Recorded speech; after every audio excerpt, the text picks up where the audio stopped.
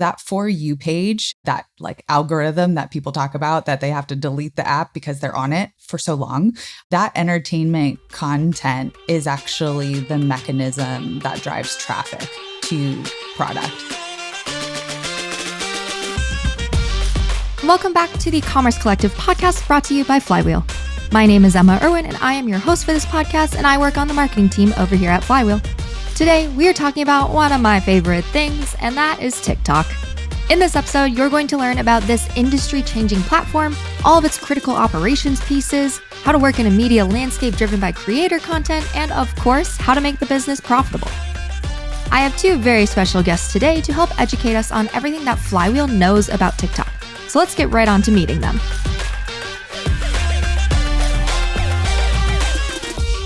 Thanks for having me. I'm Deren Baker. I'm the CEO of Flywheel Ventures, and that is Flywheel's investment in high growth areas of retail. Right now, we're focused on Walmart Marketplace and, of course, TikTok Shop that we're going to talk about today. Hi, Emma, Deren. My name's Molly O'Brien, Senior Director, TikTok Shop, heading up Flywheel Ventures efforts to bring this awesome retail opportunity to market for our existing and prospective clients. The first question that I usually ask everyone is just if they have purchased something recently from the platform that we're talking about or that they work on. So I am dying to know if either of you have purchased anything recently from TikTok Shop, and then I must know if yes, what is it?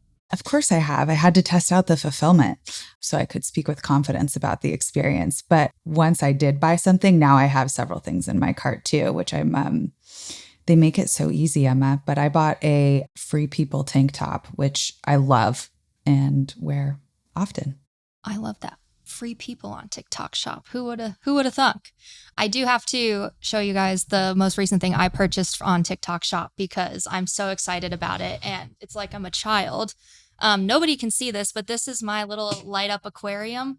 And I got an ad in my feed that was like, do you remember when the days were simple and you had no worries as a child and you had one of these? And I was like, I sure do. I'm going to buy that right this second. Thank you. Okay. Now that we've done that, we can get into it. So today, clearly, we're talking all about TikTok Shop and hopefully providing listeners with the information necessary to not only get going on the platform, but actually get going and make it profitable. So I think everyone in e-commerce has some form of exposure to TikTok Shop, whether they like it or not. But let's first kind of start off with an overview of TikTok Shop and what makes it unique. Yeah, look, I think the thing that makes TikTok Shop unique is it completely collapses the funnel, which Emma, I know you've talked about in lots of different parts of this podcast. But we spend a lot of time talking about influencers and social commerce, and almost always that involves some relatively technically elegant way of trying to understand how did a consumer interact with an influencer and what influence did that person have on downstream purchases. And it involves like clean rooms and matching IDs and all kinds of technically elegant but pretty complicated stuff. I think the really unique part of TikTok is it completely collapses all of that into something that's very simple, which is go on TikTok.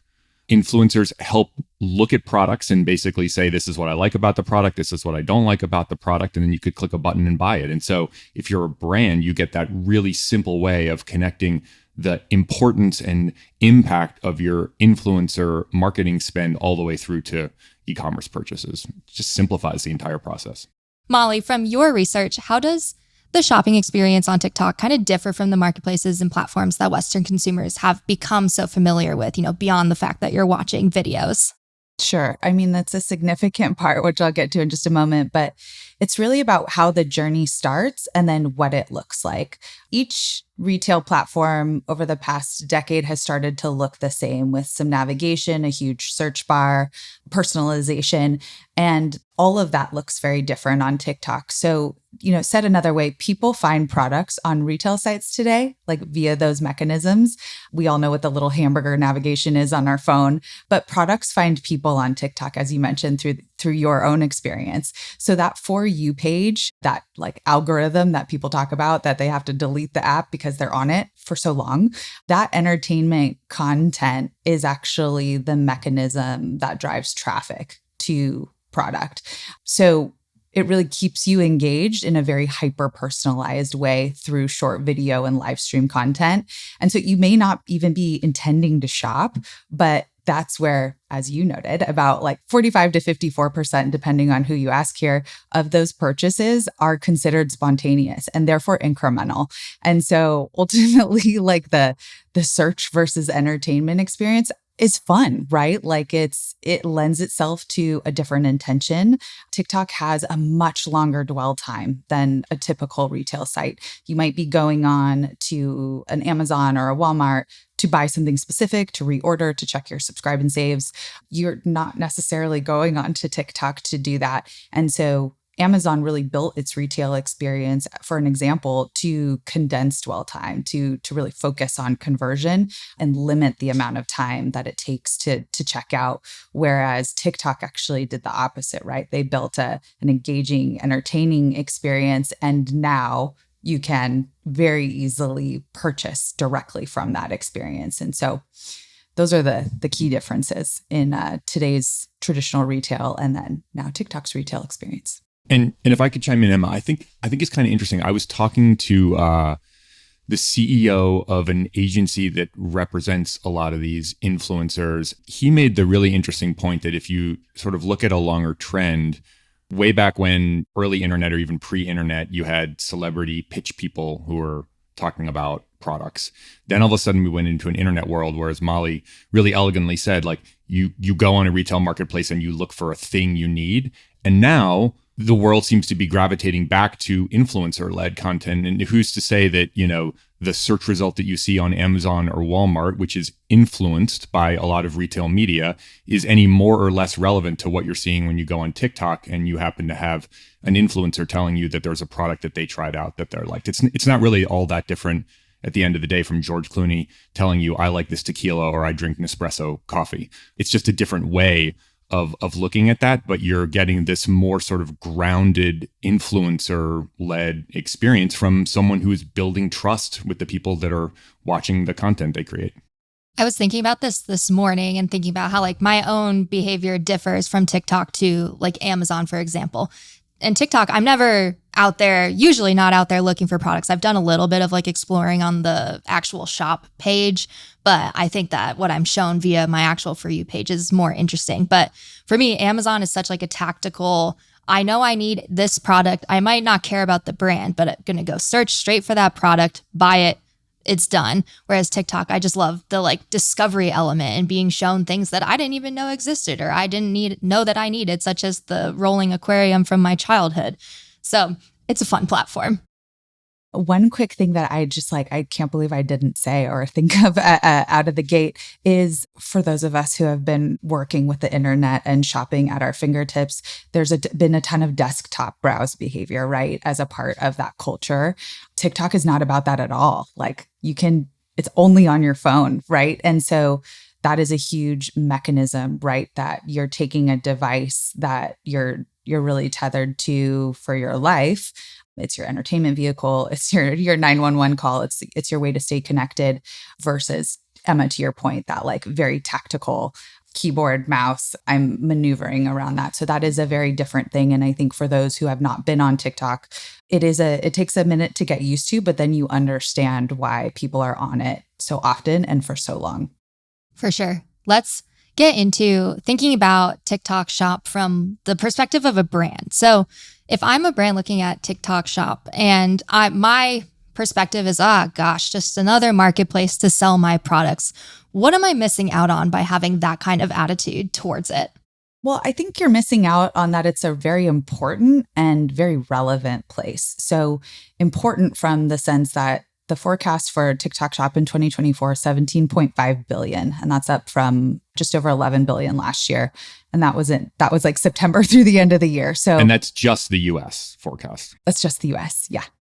And so it's a really real revenue driving place. Beyond that, it's a customer and audience acquisition place. There's 180 million users and growing. I keep having to update my slides with the number of users, but it also represents those new customers, their journeys and their preferences. And it also creates a really big canvas for brands to talk about themselves, to have their brand amplified by creators, and to introduce products and also just really engage with consumers. So if you're an established brand who's looking for new and younger customers, which many like household names and enterprise brands are, they're over here. They're over on TikTok. And so you likely have your budgets assigned to, very targeted customer acquisition, retention, and you're looking at these different parts of the funnel. And as Deren mentioned, the collapsed funnel on TikTok Shop is super interesting. And so even as you choose a conversion driving strategy for Shop, right? You want to sell stuff if you're thinking about it that way. And we highly recommend that because that is very possible. You're also getting a ton of impressions and views along the way. And so you're building awareness as a byproduct of a conversion driving strategy. And the cost to do that is a little bit different. So I think when brands are thinking about like, what does the future look like? What do budgets look like? What do customer experiences look like? I think they're going to look a lot more like this. On top of that, you're getting a lot more data, right? With closed loop attribution. So today, often brands are working on TikTok for brand awareness. They're engaging in brand partnerships. They're having things amplified, whether it's their brand, their product, their new whatever.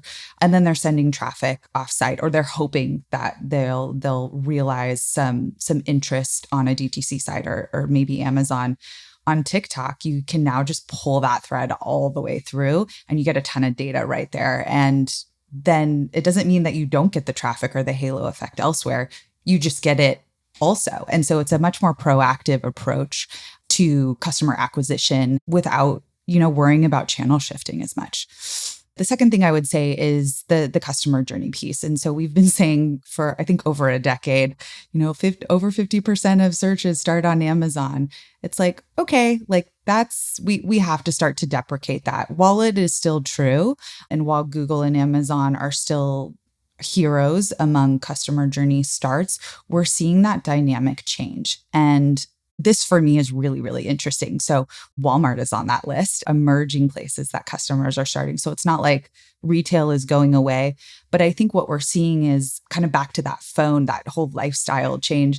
Entertainment platforms like TikTok and YouTube and the Meta platforms are climbing up the ranks in terms of where customers are starting their journeys. They don't necessarily, and again, they're not necessarily intending to shop, but as that integration of shoppability is coming into entertainment platforms. One of the interesting things, Emma, that we're seeing too is if you looked back a year and a half ago, Meta, TikTok, Instagram, anything that you'd call social was part of marketing at a brand.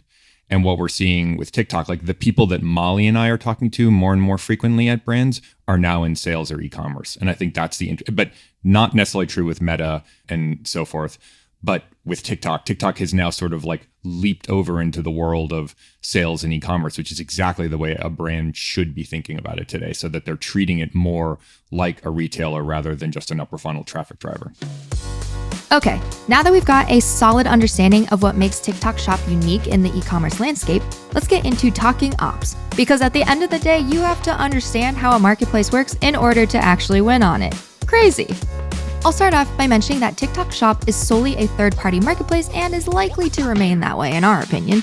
But in thinking about the retail logistics of running a business as a third-party seller, I was transported back to working on Amazon Seller Central accounts, and the key priorities kind of being catalog management, customer service inquiries, fulfillment oversight, and just general problem solving in order to keep the business running.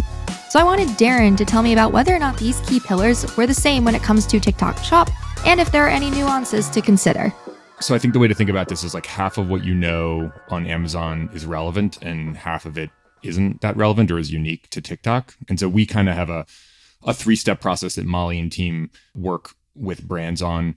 Step one is the basic sort of go-to-market strategy stuff. So are you focused on the right categories? What's your price point? Our recommendations to brands, if you have a whole bunch of SKUs, it probably doesn't make sense right away to just throw them all on TikTok Shop. So we try to take a bit more of a methodical approach at saying, these are the right products at the right price point in the right categories for you to launch on TikTok. And then as we start to see success, you grow that portfolio over time.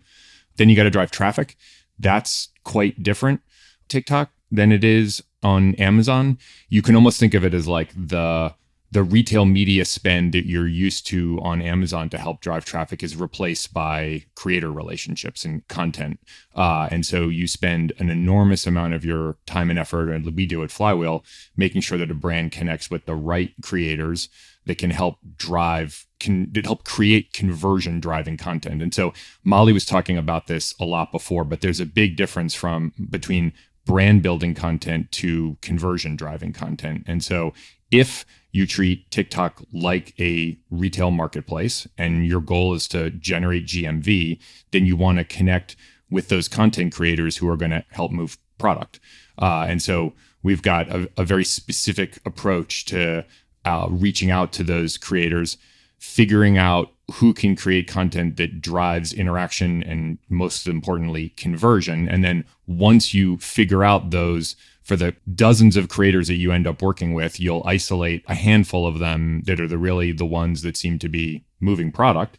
Then you start to amplify that with retail media. So to your point, Emma, like there's a whole bunch of stuff that gets done in terms of like content management and content marketing with creators before you get to the retail media piece. And the retail media piece is almost like putting your foot all the way down on the pedal once you're already generating a whole bunch of sales. Yeah, Emma, I would just add to your point about Seller Central. TikTok Shop's backend is called Seller Center. And there are many synergies in terms of the levers that are available for brands to pull, such as pricing, promotions, merchandising. So there is a lot of lift and shift and familiarity in terms of like those commerce vehicles. And it is a lot. It is controlling your own destiny, essentially. But like that traffic mechanism, yesterday we thought of creators as brand amplifiers, and now they're like traffic highways, little micro highways. They have their own economy. And so I think that, it's not surprising that it mimics so much of what has been successful on the Amazon side.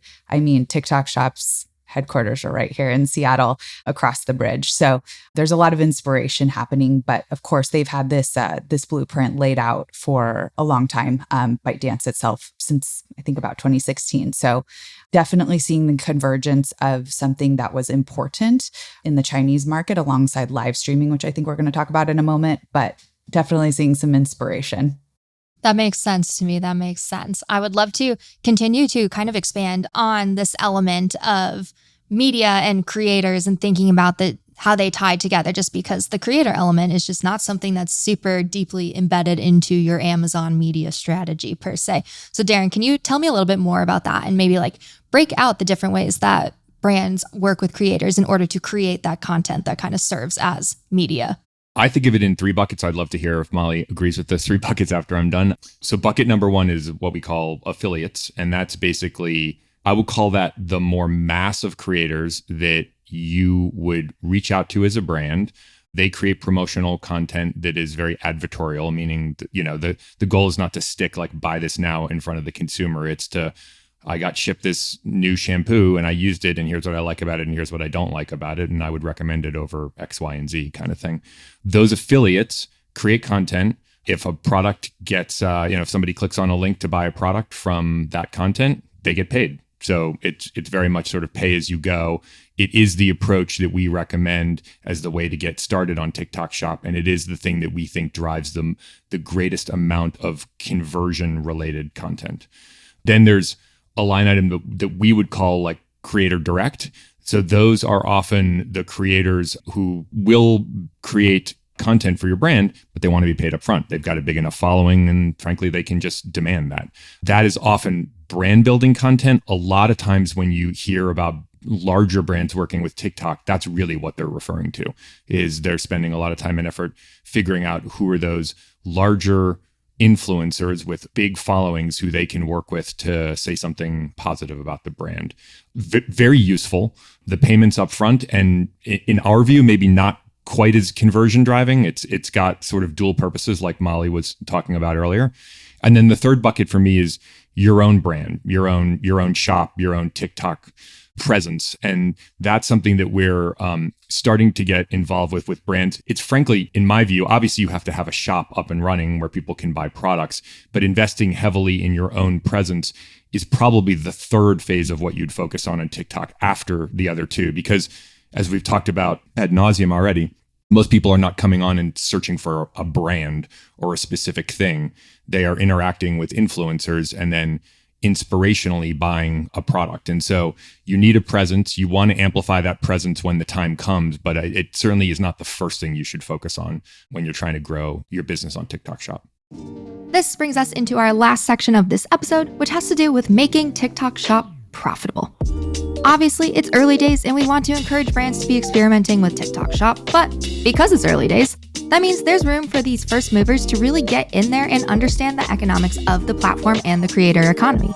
So I asked Molly to tell me about what we've learned so far when it comes to profitability on TikTok.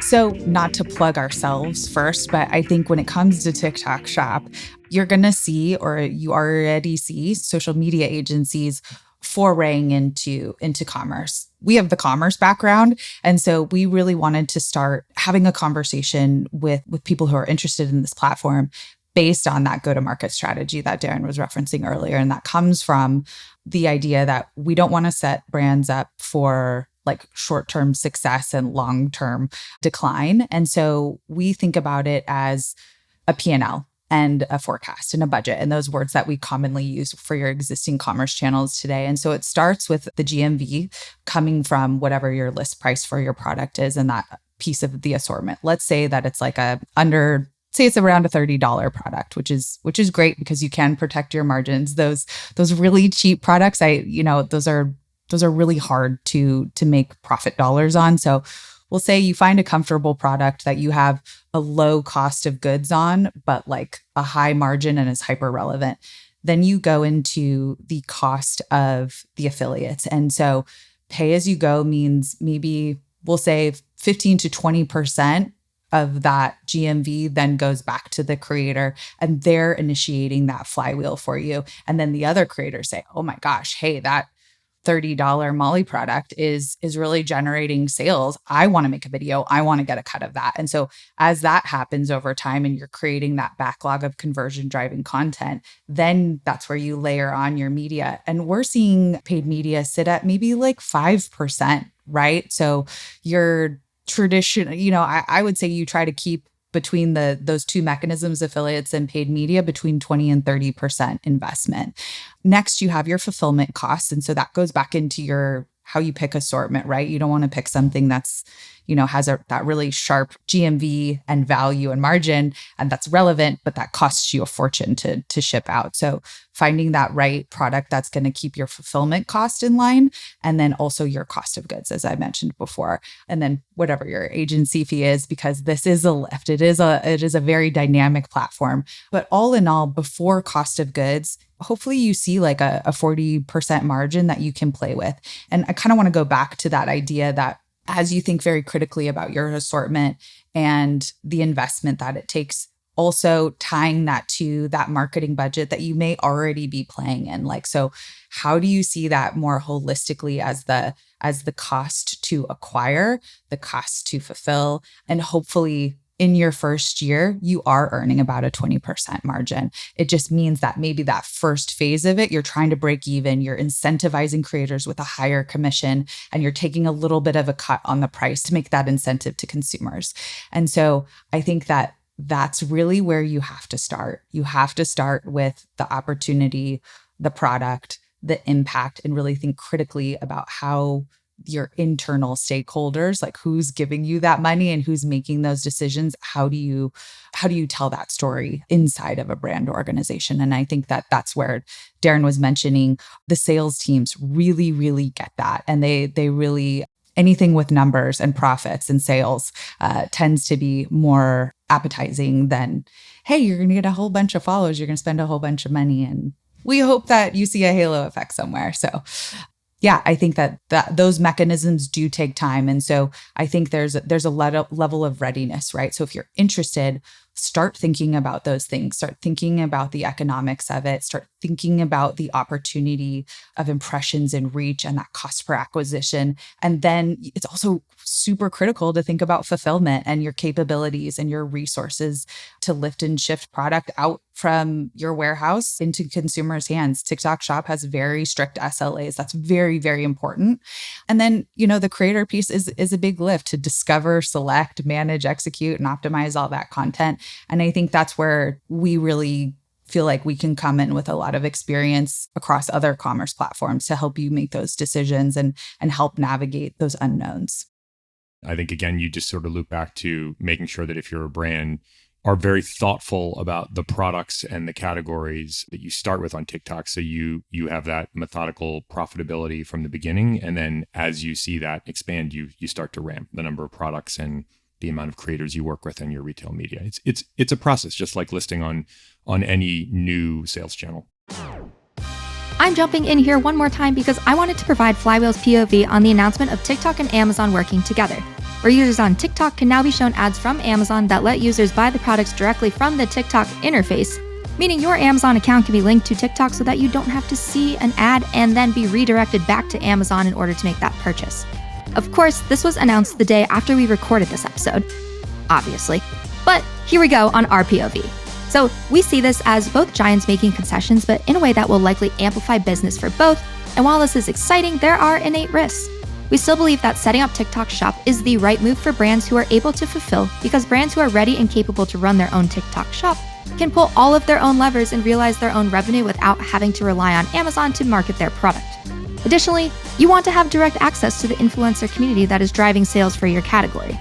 So this partnership should be thought of as an advertising expansion move from Amazon rather than a push for brands to just fulfill solely via FBA. And with that, we have come to the end of this episode of the Commerce Collective podcast. We've covered what makes TikTok Shop unique, how to get going, and understanding operations of this platform. We've covered the creator economy and how to make the thing profitable. But of course, we could not go without seeing what was on Deren and Molly's digital wish list.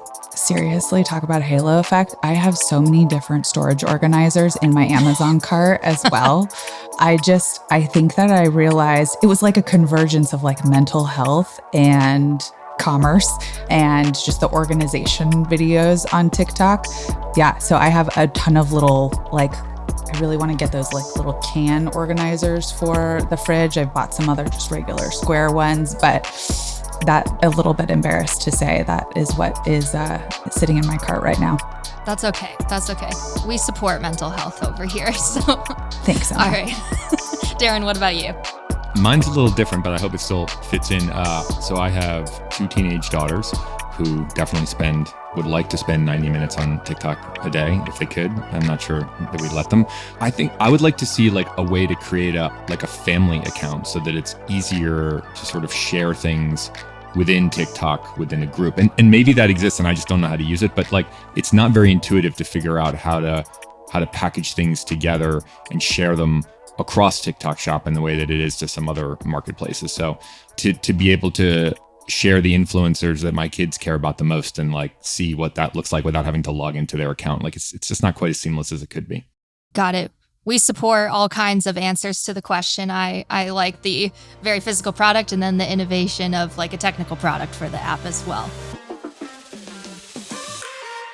And with that, I have been your host, Emma Irwin, and I will see you next time.